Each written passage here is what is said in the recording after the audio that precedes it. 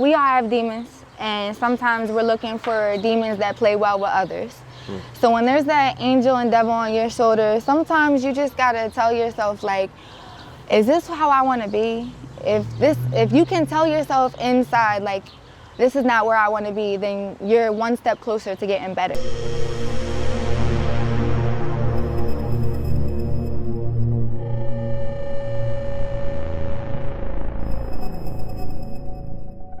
I know you told your friend you're not okay. And tell me what's wrong and why you never said you felt that way. And guess you're trying to stay strong and fake a smile until I look away. But I've known you too long, it hurts to watch your blue eyes fade to gray as you fade away. As you fade away.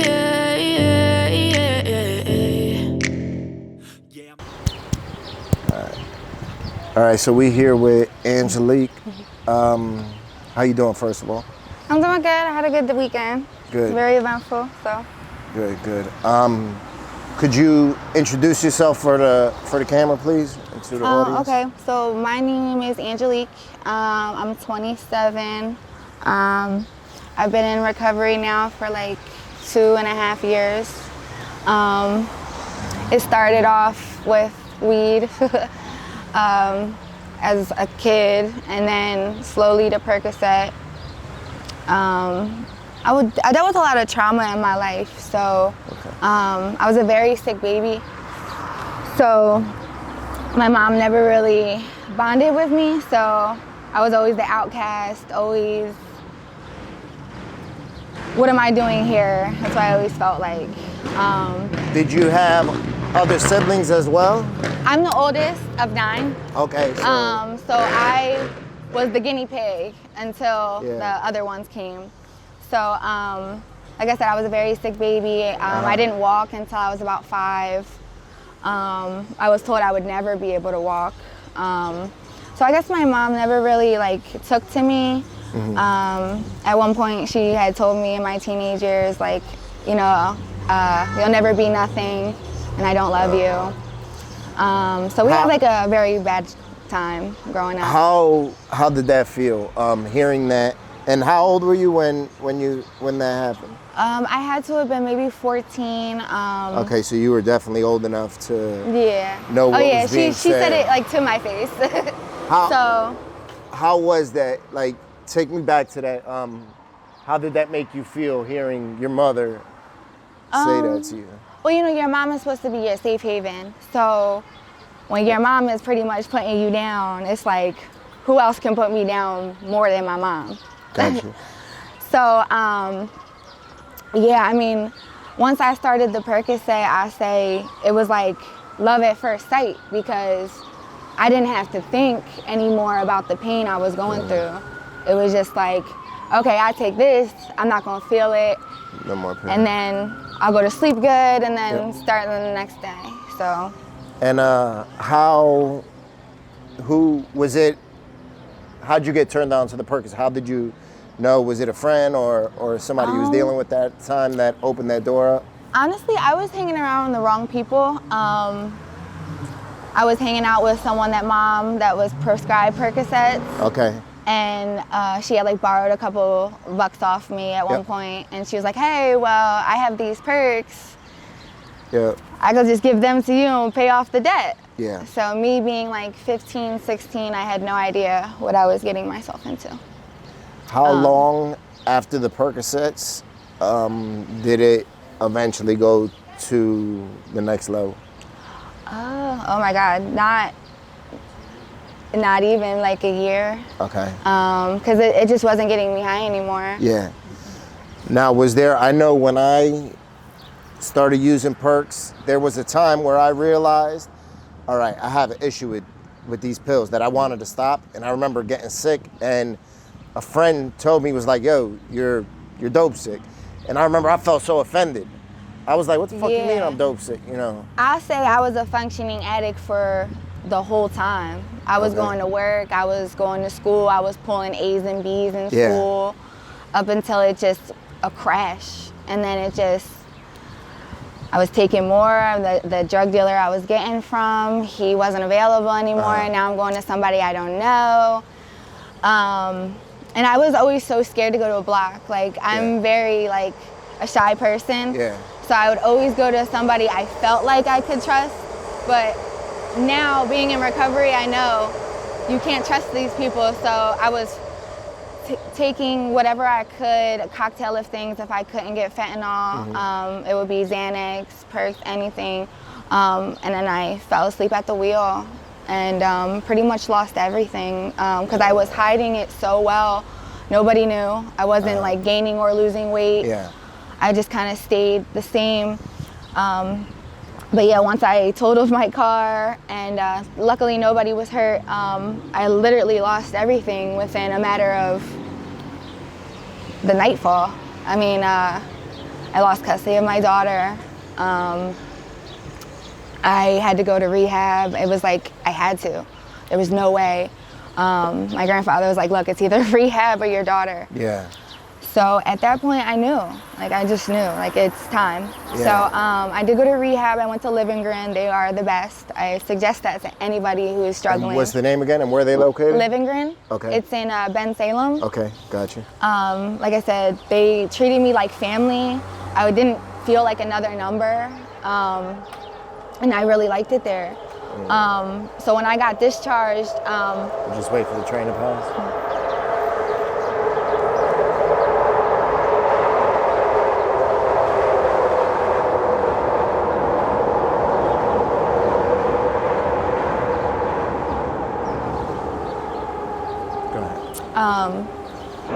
So yeah, I didn't feel like another number there, and then when I got discharged, they sent me home with Suboxone, and of course, me being so new, and it was still the pandemic, I got bored.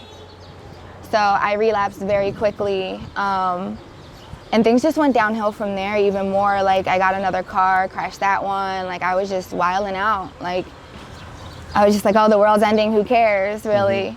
And I just felt like school closed, I couldn't go to school. I got laid off from my job, so I had all this money, I had all this. Damn, you know what, and I never thought about that, where, you know, when the pandemic hit, I was already probably 4 or 5 years into my recovery. But to think of somebody being fresh in their recovery and having that much free time on their hands, not having meeting, you know, not having everything to go to that. Everything was virtual. Help me. Yeah, and that's just not the same. It's not the same. So I was just bored. So I relapsed very quickly. And then I was sent to Eagleville because I crashed my car. I had to go to the hospital. And I just kept telling them, like, no, like, I want to live. Like, don't put me back on the street. If you put me back on the street, it's not going to be good. Yeah, you already knew. So they sent me to Eagleville. Eagleville was a little bit more harsh. I'm not going to lie. You can't smoke cigarettes there. Do you feel like that was a good thing or a bad thing? It definitely woke me up. Okay. It definitely was like, hey, like, get your head in the game, or you're just gonna be another one here that's going through. I'm gonna be back here. So I really got really close with my therapist there, and I said, look, like, I want to make a change. Like, I don't want to do this anymore. Like, I have to take something in the morning just to feel okay. I can't do this. And then, you know, I only have one daughter right now. I do want a family. Yeah. So it was just like, your daughter's watching. I'm raising a princess. Like, you have to do this. Yeah. So, yeah, and I mean, I did a lot of things that I never thought I would do. I mean, luckily it didn't get as bad because I can see how it can get to like prostitution and stuff. So I never had to do that, thank God. But I mean, I was spending my checks. I was spending my, I was getting PUA. I had all this money, didn't know what to do with it. So just kind of just buying anything I could. I still to this day struggle with mental health. I'm going through it right now. And struggling with mental health and an opioid addiction is probably the worst thing I've ever dealt with. I think that's the majority of us, like, and I would say like a very high majority, like above 90% of those of us that struggle with addiction also struggle with mental health. Yeah, and I mean, my whole life too, like I've been put down a lot for it, because like through school I had an IEP, so I was looked at as the class clown, but really it was, I just wasn't getting what I needed. I went through a lot of abuse with my dad. My dad was like a really big drug dealer, and he just thought he was better than everybody. So I guess I embarrassed them one day, and I had to take my dad to court. He broke every bone in my face. And I still struggle with that with men too. I'm very like scared of men, if that makes sense. Like, no, it makes a lot of sense. I don't. What led up to that situation with your father? I embarrassed him. Okay. And my both of my parents are in denial of their drug addiction too. I was taken from my parents probably 4 to 5 times. I don't know why I was given back to them. I don't know why. Thankfully, I had my grandparents, because if it wasn't for them, I don't think I would be at even a quarter where I'm at right now. They tried their best to give me the best life, but he was also in addiction, but like I said, he's in denial. And I guess just one day he had all of his friends over, they were copping up, and here goes this 9, 8-year-old, oh dad, da da da da. My dad's, his nickname is Boo Boo, so I said like something along the lines of that, and I just remember him like repeatedly like hitting me and not stopping. So yeah, I had to take my own dad to court, testify. And hold on, and how old were you at this time? I was like 9 or 8. Wow, so you were just literally a child, and you got a grown man hitting on you like that. Yeah, I mean, he... was it in front of his friends? Oh, yeah. And nobody... I mean, my dad's a big guy. Yeah. So I guess they were scared of him too. But he has to register as a child abuser everywhere he goes now. How does that make you feel? Do you sort of feel like... Well, I don't trust men very easily anymore because of it. Because you know, your dad is supposed to be the person that's not gonna break your heart. So, exactly. Your dad's supposed to set the tone on what to accept from a man and how a man is supposed to treat you. You know, that's the way I look at it. With I got 4 daughters, and that's the way I look at it. Where I set the pace for what she's gonna accept in life. You know, I was so young, so I guess I didn't really understand until I got older that people, you know, have their own demons that they face. So I feel like if he got the help he needed, that may have not happened. Does that make it a little easier for you to deal with? Being in addiction myself, I can see behaviors that, because I've done behaviors that I am not proud of either. Of course. Do I forgive him? Well, he got his karma. He got shot a couple years ago, and now he only has 1 lung. And how did that make you feel when you heard that news? That he got shot? Yeah. Well, I don't wish bad upon anybody. It was just one of those things like, well, you know. It was like, well, I guess karma came and got him, but I hope he's okay. It was like that type of thing. Got you. Yeah. And that's sort of what, you know, like a lot of the stuff that you dealt with your father, I deal with or have dealt with my father. And, you know, he's in a wheelchair from getting shot, where I just look at it like, you know, we do dirt and that's what we get. This is the life we live, we gotta live it, you know, we make our bed, you gotta lay in it. So I love him from afar. Got you. I look just like him, so I can't say like, oh, like that's not my dad. You know, like some people be like, that's not my dad, blah, blah, blah. Like, no, I have to love him from afar. And just like my mother, I love her from afar too, because if I don't forgive them, I'm not gonna be able to move on. So, and it's another reason I feel like I use so much, because that child in me just wanted love, you know? Yeah, the child in me like just wanted love. So growing up, like even just my daughter's 9 now, I didn't really know how to like love my daughter. Like I didn't really know how to give her hugs and kisses. Like it was hard for me because I wasn't given that. So now that I'm like really good and I'm like, I feel like I'm solid in my recovery, like I just do so much for her now. Like I just hug her whenever I can. Like, I'm so sorry. Like, I know I'll never be able to get that time back that I took away. Yeah. But I try, like, just from now forward. Like, exactly. we're just gonna, you know, because 100%. I missed a lot. Like, Yeah. thankfully, I did the good thing where, like, I was always there. Like, she knew who I was. She knew I was mommy, but I wasn't physically there. Yeah. Yeah. I know. So, I mean, she, like, didn't even have, like, authority for me when I came home from rehab. It was like, who is this? Who is this woman?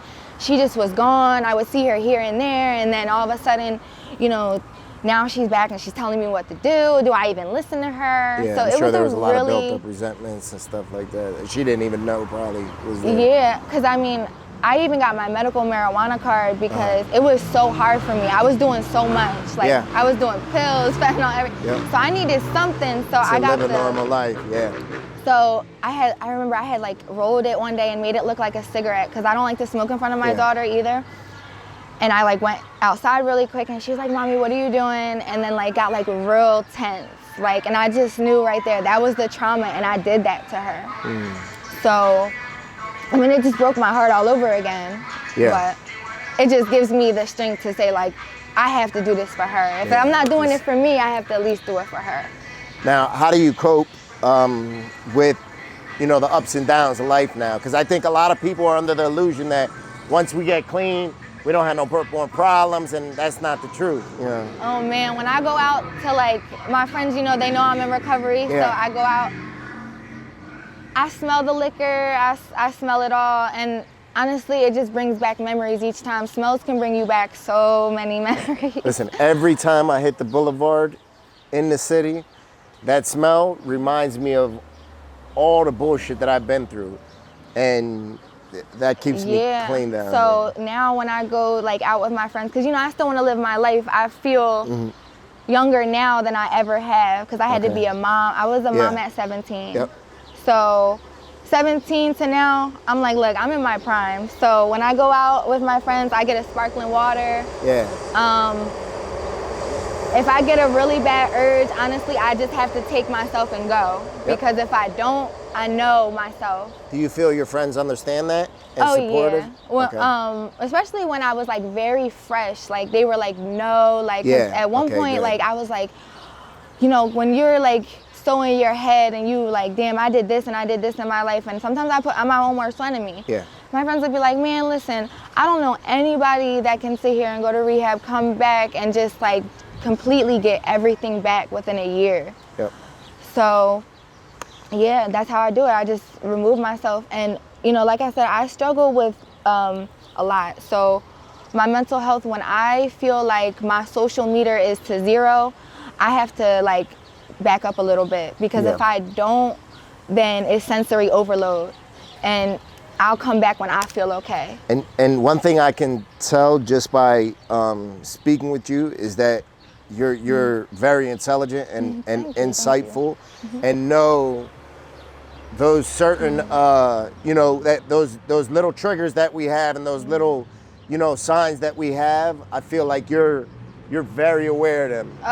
And know, you know, okay, this situation could cause harm or something you see. Because I know myself so well. It takes one thing and I'm down to the bottom again. Because I mean, that's just how quickly it was. I mean, I got out of rehab, it was like a week, and I'm already doing like a bundle a day again. So I'm like, man, and then it costs so much. I touch so much money.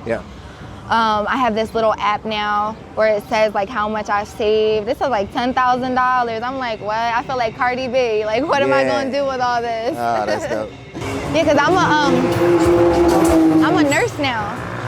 I went to school. I finished finally.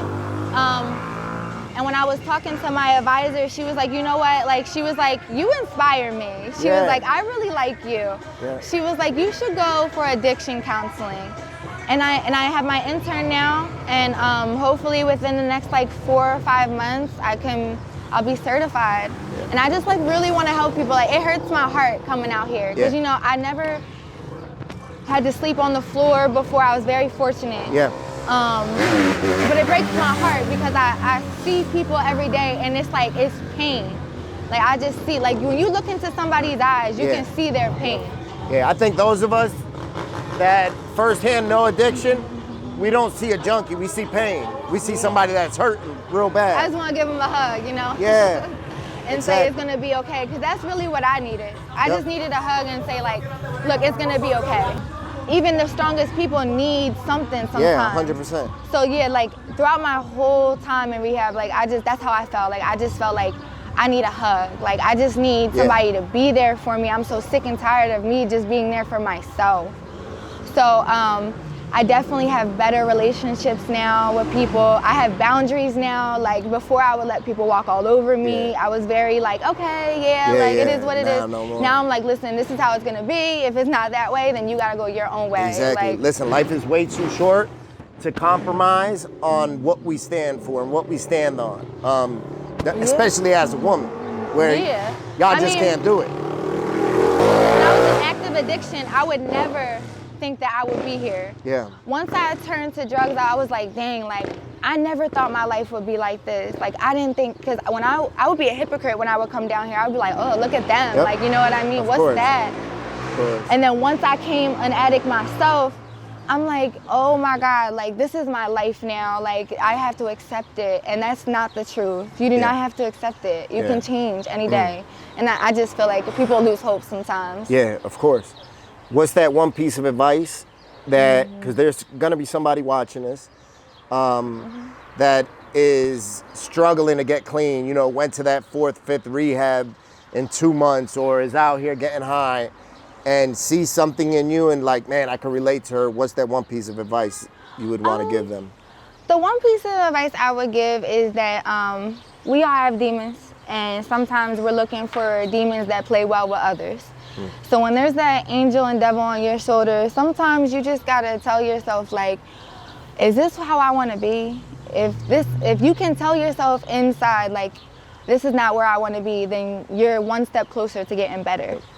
So it's just one day at a time. That's just how I took it, and that's how I do it now, one day at a time. I agree. I agree with that. I had to literally, when I first got clean, I had to literally tell myself, no, I'm a king, and I'll do nothing that literally in my head I had to, every time I was brushing my teeth, I'll be like, I'm a king, I'm a beast, I'm a monster. That's the best time when you're brushing your teeth. And this is what I'm gonna do. I can't do nothing that isn't taking me towards my goals. Yeah, and I mean, I prayed every night because you know, when in rehab they do have like a little bit of religious stuff in it. I never really explored that, but once I started praying every day and just saying like, you know, like, God, do you hear me? Like, I'm here. Like, it just got so much better for me. I agree with that 100%. Yeah, because at one point I was like, is there a God? Like, you know, I got ignorant for a little bit. Like, I'm out here struggling. Like, I'm praying, but I'm not praying enough. I know I'm not. But now I definitely believe that there's a higher power up there. And, you know, they say in rehab, like, oh, your higher power can be whatever. Yeah. But no, I really thank God for everything that I have now. Because, I mean, a year I got my daughter back. Like I said, I graduated school. It's my 3rd time graduating college. I'm so proud of myself. I just opened up a business. And I know if I take that one step and go back to drugs, it's all gone.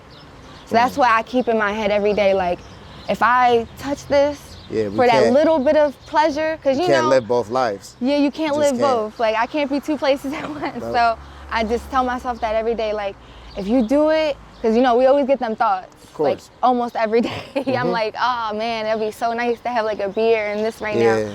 But then I know I'll be gone tomorrow. Exactly. So. Well, I thank you for taking your time to speak with me. Yes, no problem. We don't have enough of these stories of people in recovery. So I think people think like that too, like they'll never get better. So. Yeah, and it's important to share these stories and highlight them.